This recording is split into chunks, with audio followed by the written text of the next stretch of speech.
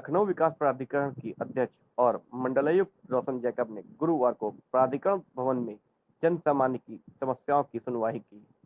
इस मौके पर प्राधिकरण के उपाध्यक्ष प्रथमेश कुमार, सचिव विवेक श्रीवास्तव समेत अन्य अधिकारी और अभियंतागण उपस्थित रहे। एलडीए सचिव विवेक श्रीवास्तव ने बताया कि जन सुनवाई में कुल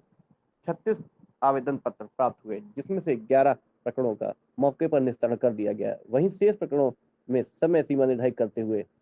संबंधित अधिकारियों और कर्मचारियों को गुणवत्तापूर्वक निस्तारण करने के निर्देश दिए गए। देखिए खास रिपोर्ट। आज यहाँ लखनऊ विकास प्राधिकरण में प्राधिकरण दिवस का आयोजन किया गया, जिसमें कुल 37 शिकायतें प्राप्त हुई हैं। इनमें से 9 शिकायतों का जो है वो तत्काल मौके पर निस्तारण करा दिया है। शेष जो शिकायत हैं वो संबंधित अनुभागों में जो है भेज दी गई हैं और समय सीमा के अंदर इसका जो है वो गुणवत्तापूर्ण निस्तारण करा दिया जाएगा।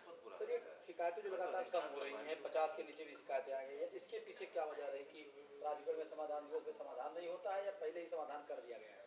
नहीं, जैसा कि सभी लोग आप लोग अवगत ही हैं कि लगातार सभी स्तर पर सारे अधिकारी जो है उपाध्यक्ष महोदय मेरे द्वारा और अन्य जितने भी वरिष्ठ अधिकारी हैं सभी के द्वारा जो है वो प्रतिदिन जो है वो शिकायतें जो है जनता की सुनी जाती हैं 10 से 12 बजे तक। और इन जनरल किसी भी समय अगर कोई शिकायत करता आता है तो उसकी शिकायतें सुनी जाती हैं और उसी समय कोशिश की जाती है कि उसकी शिकायत का निस्तारण करा दिया जाए। इसी वजह से जो आपका कहना है कि प्राधिकरण दिवस में शिकायतों की संख्या कम हुई है, उसका मुख्य कारण यही है कि लगातार प्रतिदिन जो है वो शिकायतकर्ता को सुन करके और उनकी शिकायतों का निस्तारण किया जाता है। आज इस तरह का एक प्रकरण आया था और शिकायतकर्ता के माध्यम से ये शिकायत जो है वो संज्ञान में लाई गई है, तो इस पे जो है वो संबंधित जो है उनको भेजा गया है और ये दिखवा लिया जाएगा और इस शिकायत का भी जो है गुणवत्तापूर्ण निस्तारण कराया जाएगा। अभी वर्तमान में नगर निगम के लिए लागू किया गया है, लेकिन अगर ये कोई शासकीय विभाग है और उसकी ज़मीन किसी कंसर्न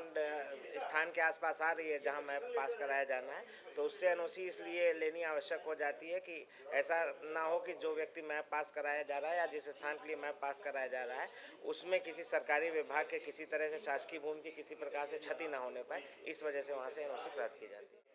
नहीं, अगर एनओसी जहाँ के लिए आवश्यक है जिस विभाग से, उस विभाग से एनओसी आने के बाद ही जो है वहाँ पे मानचित्र स्वीकृति कार्रवाई की। प्रधानमंत्री आवास के सेक्टर एन के लिए जो है वो सारी लॉटरी की जो है वो तैयारियां कर ली गई हैं और शीघ्र ही इसकी जो है वो तिथि जो है वो घोषित कर दी जाएगी कि लॉटरी की कार्रवाई कब की जाएगी।